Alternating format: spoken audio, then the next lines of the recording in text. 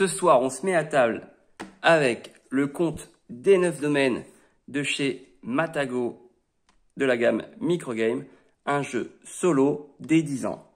Bon, jusque-là, c'est facile, il me suffit de lire. Gérez vos ressources pour développer votre territoire et satisfaire le roi. En vrai, t'es un compte, t'es de la comté, des 9 domaines, et l'objectif, c'est d'amasser un maximum de ressources avec ces 9 cartes-là pour construire ces 9 domaines ici. C'est parti, je vous en dis plus. Je commence donc par le paquet de cartes des domaines à une seule face, c'est-à-dire qu'au recto, on va avoir cette belle illustration identique partout. D'ailleurs, petit focus sur les illustrations, on est vraiment sur un crayonné très stylé avec 3 à 4 teintes. Il y a du gris, il y a du beige, il y a du marron, et sur une carte ou deux, on peut y voir du vert au niveau de l'herbe. Franchement, épuré, petit côté ombragé, moi j'adore. Et du coup, au verso, on va retrouver le domaine en question. Voilà, donc il y en a 9, comme cité dans le titre. La construction de la carte est assez simple. On va avoir le type de carte ici qui va nous servir au moment de la mise en place. J'y reviendrai tout à l'heure. On va avoir le coût en ressources et en objectifs pour construire Rempart. Donc ici, le titre du domaine. Et Rempart nous rapporte également une ressource pendant les tours. Voilà, donc ce n'est pas le cas de tous les domaines. Mais ce qui est certain, c'est que chaque domaine vous rapportera un point de victoire. Voilà, qui diffère en fonction du domaine et de la catégorie. Maintenant, comment faire un maximum de points et construire ces domaines? Grâce aux cartes structure. Elles sont au nombre de 9.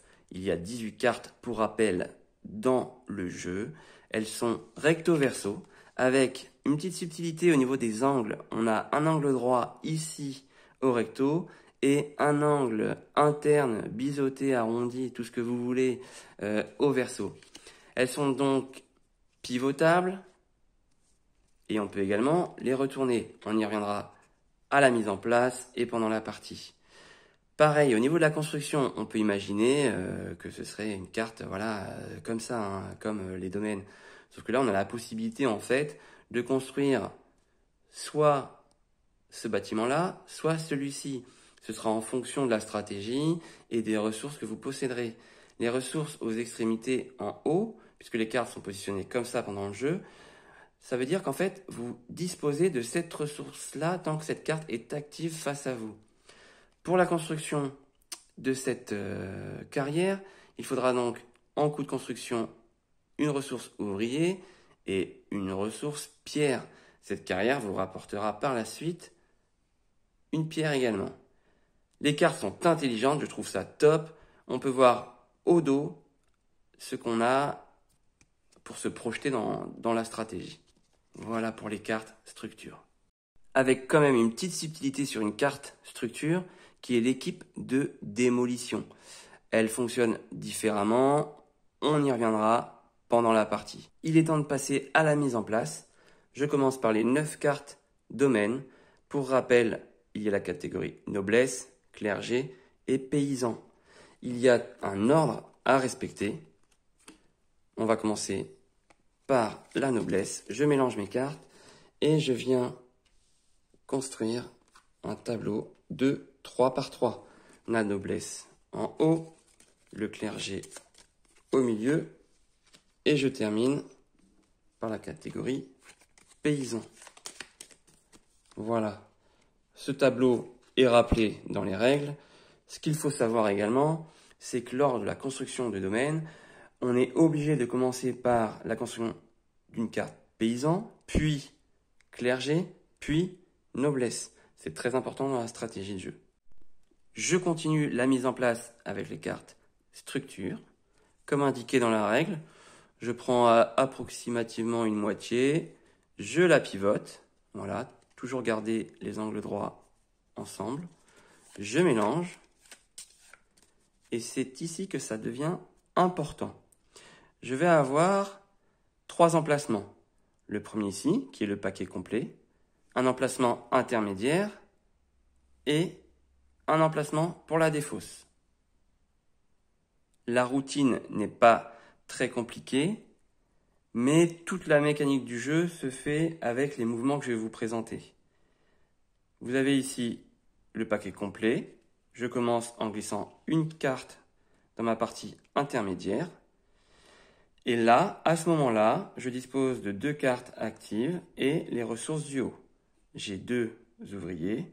On voit clairement que je ne peux rien construire puisque je n'ai pas de bois, de blé ou encore d'or. Quand je ne peux rien faire, je prends la carte de la transition et je la retourne dans la pile de la défausse.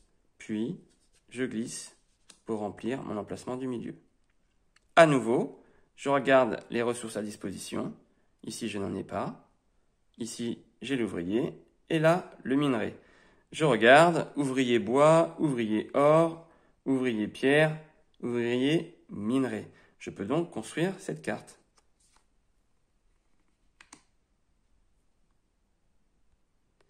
Je libère donc la seconde carte, mais ayant utilisé cette ressource-là, je me dois de la retourner en défausse. Je continue, je prends ma pile, la première carte, je la glisse dans la partie intermédiaire, et à nouveau, je regarde les ressources disponibles. J'ai du coup un ouvrier et du bois. Je vais construire la taverne. Vous voyez, le slash indique que c'est soit de la nourriture, soit du bois. Donc, je prends le bois avec la taverne. Je n'oublie pas de défausser cette ressource que j'ai pu utiliser. Du coup, ça me débloque la ressource blé ici, c'est intéressant. Et je glisse à nouveau une carte. Vous voyez, la routine, c'est exactement ça. Ma pile, je glisse toujours une carte ici. Quand elle est utilisée, je la glisse ici. Et si j'utilise une carte côté défausse, je vais devoir l'incliner à 45 degrés pour dire qu'elle a été utilisée et qu'elle n'est plus utilisable. Et avec mes constructions, je débloque de nouvelles ressources. Donc là, je n'ai pas d'ouvrier et je ne vais pas pouvoir construire quelque chose avec les cartes actives ici. Heureusement, j'ai une ressource ouvrier que je peux incliner pour dire que je l'utilise et ça va me permettre de me débloquer une construction. Donc j'ai le choix, j'ai le choix, j'ai l'or et le blé. Ce qu'il faut savoir, c'est que l'or permet de remplacer la nourriture, le bois, la pierre et le minerai. Mais en aucun cas, il viendra remplacer un ouvrier. Donc, grosso modo, là, j'ai un peu toutes les ressources, donc je peux faire ce que je veux. Donc, ce qui m'intéresse, ferme, j'aurais une ressource supplémentaire ici. Ça aurait été pas mal d'avoir un ouvrier en plus, mais je vais partir sur du bois ici. Donc, ce sera la scierie. Je viens poser en dessous. Je garde bien ma carte utilisée, pivotée. Et du coup, j'ai utilisé la pièce qui était là. Et vu qu'elle est là, je n'ai pas besoin de défausser une carte. Je viens placer une nouvelle carte en transition, ici. Cette fois-ci, je suis bloqué. Je n'ai pas de ressources ouvriers dans mes cartes actives, présentes devant moi. Celle-ci a été utilisée, je ne peux pas l'utiliser. Et je n'ai pas de ressources à part ici, mais je n'ai pas d'ouvrier. Donc, quand je ne peux rien faire, je retourne celle-ci côté des fosses. Là, c'est intéressant. Je vais avoir un ouvrier. Je glisse celle-ci dans la partie intermédiaire. Clairement, il faut tout le temps de l'ouvrier. Je le dis depuis le début de la partie, de l'explication du moins. Et là, je vais pouvoir construire quelque chose. Beau nourriture, donc j'ai l'école. Et là, voilà, on a aussi également un objectif de construction. Donc là, comme j'ai le forgeron qui a déjà été construit, je peux l'utiliser pour construire l'armurerie. Est-ce qu'il y a un intérêt dans les cartes ici que je vais vouloir construire en tant que domaine? Forgeron, carrière. L'idéal, ce serait une carrière ou alors un marché que je n'ai pas. Donc, ce qui pourrait être intéressant, c'est éventuellement d'arriver à retourner celle-ci. mais ça va être compliqué, donc ce sera peut-être au prochain tour. Pour continuer la partie et vous expliquer les règles, je vais jouer celle-ci. J'ai donc bien un ouvrier du bois. Je joue ma scierie. J'ai donc 2 ressources bois à disposition ici. Mais sans ouvrier, je ne pourrais pas faire grand-chose. J'ai utilisé ma carte ouvrier en défausse. Je la retourne donc comme cela. Et je déplace celle-ci ici. Mon paquet est vide. Le round s'arrête. Je replace les cartes inclinées, celle-ci également. Je récupère les cartes restantes ici. Je continue la partie avec un second round dans cette première période, en sachant qu'il y a 2 périodes dans la partie. À savoir, quand on débute un nouveau round, on a la possibilité de mélanger toutes les cartes et de poser le paquet, ou de retourner à 180 degrés les cartes et de poser le paquet, ou poser le paquet et ne rien faire, mais à tout moment, pendant ce nouveau round, retourner une seule carte pour bénéficier de la ressource qui nous tente bien en bas de la carte. Nous allons jouer ce second round dans une deuxième colonne, tout en pouvant utiliser les ressources ici. Elles sont utilisables une fois par round. Donc, je déplace dans mon emplacement intermédiaire ma ressource. J'ai un ouvrier ici avec lequel je vais débloquer le marché. Je vais débloquer le marché, ce qui me permettra de construire le domaine suivant par la suite. Donc, j'utilise cette ressource ouvrier. J'utilise le bois. Mais du coup, voilà, que je ne me trompe pas dans la colonne à côté pour ce nouveau round. Et j'utilise également l'or qui permet de remplacer chaque ressource sauf l'ouvrier. Donc en fait, l'or équivaut à du bois, du minerai ou de la nourriture. Je l'ai utilisé, donc je place cette carte dans la partie défausse. Je débloque une nouvelle carte avec le minerai. Je continue la partie. Je n'ai pas d'ouvrier, je n'ai pas d'or, non de toute façon l'or ne remplace pas l'ouvrier, donc je suis un peu coincé. Je retourne cette carte-là, de l'or, c'est intéressant. Est-ce que je vais débloquer un ouvrier? Non. Je retourne donc cette carte en défausse, je glisse celle-ci dans l'emplacement de transition, et mon paquet est vide. Donc mon round s'arrête ici. Mais, j'ai l'option de retourner, de pivoter une carte. Donc je vais pivoter cette carte-là pour récupérer la ressource ouvrier. Ce qui va me permettre d'aller construire, si je ne me trompe pas, la place du village. Pour la construction de la place du village, j'ai besoin d'un ouvrier, que j'ai donc ici. J'ai besoin également d'un forgeron, que j'ai là-haut et qui n'a pas été utilisé, donc je peux l'utiliser. Et j'ai besoin du marché que j'ai construit récemment et qui n'a pas non plus utilisé. Donc, j'utilise forgeron. Je l'incline comme ceci. J'utilise le marché et j'utilise le forgeron. Je gagne donc la place du village. Ce qui est super intéressant, c'est que je gagne cette ressource-là. L'avantage des domaines, c'est que vous les gardez pour la seconde période, alors que nous allons redistribuer, récupérer toutes ces cartes-là, et nous allons perdre les ressources auxquelles nous avions accès jusqu'à présent.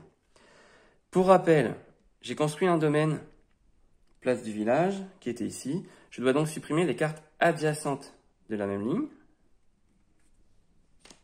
et de la colonne.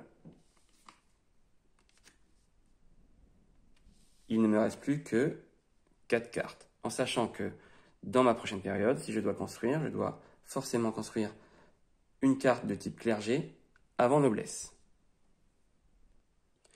Je pourrais réellement continuer avec les cartes qui me restent là, mais je décide de m'arrêter là, parce que je vais avoir 2 points en moins par colonne, par ronde. Donc je vais passer au scoring. Pour compter, je vais compter le nombre de structures que j'ai. 1, 2, 3, 4, 5. J'ai 5 points. J'ai un point supplémentaire par structure dupliquée. Donc 5, je passe à 6. J'ai un point de victoire ici, 7. Et j'ai 4 points ici, ce qui me fait 11 points. Moins 2, j'ai donc 7 points. Pour démarrer ma seconde période, je récupère toutes les cartes.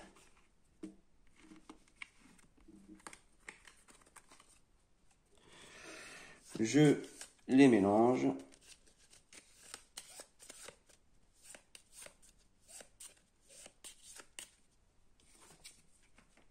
Et on est reparti pour un tour. Alors, au tout début d'une période, j'ai oublié de préciser dans la première, vous avez le droit de choisir la ressource avec laquelle vous voulez commencer. Voilà. Donc sincèrement, je vais garder l'ouvrier. Et c'est reparti avec la routine, la mécanique habituelle. Je glisse mon ouvrier. Je peux construire la ferme. J'ai les ressources disponibles. Je retourne en défausse parce que j'ai utilisé l'ouvrier. Je déplace dans mon emplacement de transition. Je n'ai pas de ressources ici. J'ai de l'or ici. J'ai du minerai. Une ferme. Je n'ai pas d'ouvrier. Je suis coincé. Je vais donc retourner cette carte. Rien d'intéressant. Et je glisse celle-ci dans la partie intermédiaire. J'ai un ouvrier ici. Je vais surtout réfléchir en fonction des 2 cartes clergé que j'ai là. Là, il me faut 2 églises, un ouvrier. Et là, il me faut église, forgeron, maçon. J'ai la possibilité de faire un forgeron tout de suite, donc je vais le faire. Donc minerai. Et l'ouvrier qui est ici, je l'utilise. Donc il passe en défausse. Je glisse dans la partie transition. Et je ne peux rien faire à nouveau. Celle-ci en défausse. Partie transition. Je ne peux toujours rien faire. Défausse. Toujours rien ici. Et c'est la dèche. Alors, je vais retourner celle-ci. Et je vais éventuellement forgeron. Je peux faire l'armurerie, mais ça ne m'intéresse pas. Je ne vais pas griller de cartes. Là, celle-ci, elle est glissée. Mon paquet est vide. Mon round s'arrête. Je pars sur un nouveau round dans cette deuxième période. Je mets mes cartes défausses par-dessus. Les angles droits sont bien de ce côté-là. Pour rappel, j'ai 3 options. Mélanger les cartes, les pivoter à 180, ne rien faire et en pivoter une seule. Je vais garder cette option-là, elle me plaît bien en fait. Donc je recommence. Hop. J'ai donc or et ouvrier. Avec 2 églises, je pourrais quand même faire un monastère. Je vais plutôt tenter ça. Donc, avec l'or qui est ici, qui passe en défausse et qui remplace la pierre, je construis dans mon deuxième rang, donc deuxième colonne, l'église. J'avais anticipé qu'en retournant cette carte, je tomberais sur une deuxième église, ce qu'il me faut pour construire finalement le monastère. Je glisse cette carte dans l'emplacement intermédiaire. Pour faire mon église, j'ai besoin d'un ouvrier. Ça tombe bien, j'en ai un. Et il me faut de la pierre. J'en ai pas, mais j'ai mon domaine ici présent avec une ressource or. Et elle remplace la pierre. Je pivote cette carte-là. Je ne peux plus l'utiliser. Et je construis mon église. Celle-ci est retournée en défausse. Je retourne, enfin du moins je la place dans ma partie intermédiaire. Je n'ai toujours pas d'ouvrier. Je retourne celle-ci.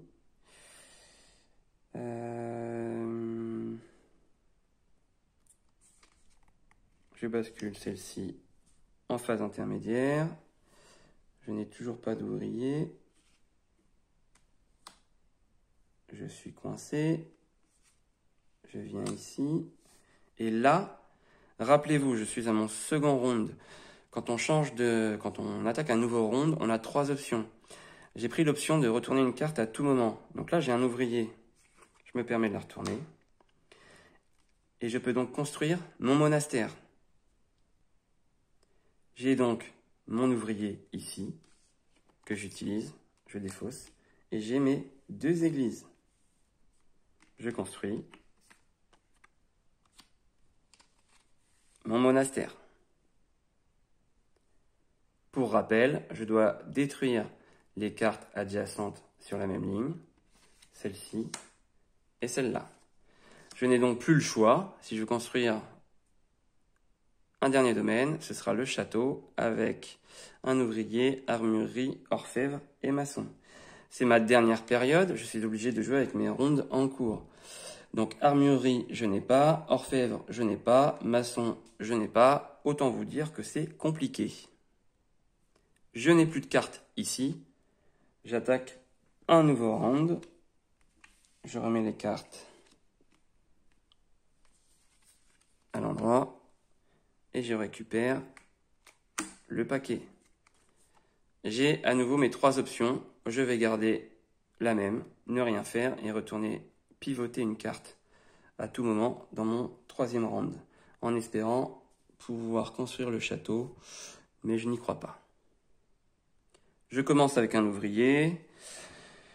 J'ai un autre ouvrier là, une ressource d'or. Je dois aller chercher l'armurerie, l'orfèvre et le maçon. Alors, je place cette carte ici. Rien ne m'intéresse. Je n'ai pas à disposition, même en retournant, l'armurerie, l'orfèvre ou le maçon. Donc on va continuer, on va voir jusqu'où on peut aller. Forgeron, moulin, c'est pas la peine. Je glisse celle-ci dans la partie intermédiaire. Carrière, taverne, ce n'est pas possible. Orfèvre, j'ai l'orfèvre ici qui va m'intéresser. L'armurerie, je n'ai toujours pas. Et le maçon est au dos de cette carte, ça va être compliqué. Donc, je ne peux rien faire. Je retourne celle-ci. Non, je dis des bêtises. Orfèvre, je peux construire. J'ai bien mon ouvrier et l'or. Il ne manque plus que l'armurerie et le maçon, en sachant que je dois garder un ouvrier. Mais je vais essayer de garder mon option de round. Là, j'ai donc l'armurerie avec un ouvrier ici et le forgeron qui est ici. Donc, j'utilise le forgeron. Je construis l'armurerie. Et il va me manquer le maçon. Et je vois clairement sur les cartes, école taverne ici, forgeron moulin, carrière taverne, école ferme, carrière forgeron, marché et chantier naval. Je n'aurai jamais le maçon, donc ma partie s'arrête ici. Je termine cette 2e période en comptant les points. Nous avons donc 1, 2, 3, 4, 5, 6. 6 points de structure. Est-ce que j'ai des doublons? Oui, donc j'ai un 7e point grâce à l'église. 7 points et 7 ici avec mes domaines. Nous sommes à 14. 14 moins 6, puisque j'ai moins 2, moins 2, moins 2, ce qui nous fait 8. Alors non, ça ne me fait pas 8, puisque le domaine construit rapporte, on gagne les points au moment où le domaine a été construit. Donc comme je l'ai construit à la période 1, je ne peux pas compter 4 points, donc je passe de 8 à 4. Ce qui me fait un total misérable sur ces 2 périodes. 7 plus 4, ça me fait 11 points. Vous pouvez vous référer à la page score. Donc je me situe ici. Le roi est mécontent. Voilà pour le compte DNF Domaine. C'était un plaisir de vous présenter ce jeu. Fin du game. Attendez, ne partez pas. Je vous propose un petit récap tout de suite avec les points les plus importants du jeu. Pour votre tableau des 9 domaines, vous devez respecter l'ordre, catégorie paysan, clergé, noblesse. Pour construire, vous devrez d'abord construire une carte de la catégorie paysan, puis clergé, puis noblesse. Pour construire un domaine, il vous faudra une ressource active sur vos emplacements ou disponible dans les structures que vous aurez construites. Il vous faudra également la construction des éléments indiqués ici, marché, chantier et naval. Si vous construisez cette carte, on va plutôt prendre celle-ci, vous allez supprimer les cartes adjacentes de la même ligne et de la même colonne. Pour la routine, vous pouvez choisir au moment de poser votre paquet par quelle ressource vous souhaitez commencer. Alors l'idéal, je ne vous cache pas, c'est d'avoir tout de suite un ouvrier. Là, ce n'est pas le cas. Vous avez 3 emplacements, le paquet complet, l'emplacement intermédiaire et la défausse. La routine, elle se passe ainsi. Je glisse une carte au milieu. Je regarde si j'ai la possibilité de construire. Donc les ressources du haut sont à votre disposition, mais pas celles du bas. Je n'ai pas d'ouvrier, je ne peux rien construire. Je défausse donc la carte du milieu. En défaussant, je rends cette carte active avec cette ressource disponible. J'ai 3 ressources accessibles, mais je n'ai toujours pas d'ouvrier. Toujours la carte du milieu que je défausse parce que je n'ai rien pu faire. Je glisse celle-ci dans la partie intermédiaire. Enfin, j'ai un ouvrier et de la nourriture. Je peux donc construire cette carte-là, la ferme. Celle-ci a été utilisée pour construire la ferme. Je la défausse en la retournant. Je place celle-ci en placement central. Toujours placer une carte au centre. La dernière carte du paquet va venir ici. Le paquet va être vide là. À ce moment-là, le round se termine. Vous souhaitez utiliser une ressource en défausse, il vous faudra alors l'incliner comme ceci. Donc là, j'ai ouvrier et nourriture. Je profite de cette carte, ouvrier, nourriture ou bois. Donc ce sera nourriture. Je viens remplacer la carte que je viens d'utiliser. Voilà pour le mécanisme des cartes actives présentes ici. Mais avec vos constructions, vous débloquez de nouvelles ressources, utilisables une seule fois par ronde, par colonne. Un round égale une colonne. Pour rappel, à la fin, un round vaut -2 sur votre scoring. J'arrive à la fin de mon paquet où je décide de m'arrêter là, ce qui est tout à fait possible. Je replace la carte comme ça. Je retourne les cartes côté angle droit et je commence un nouveau round.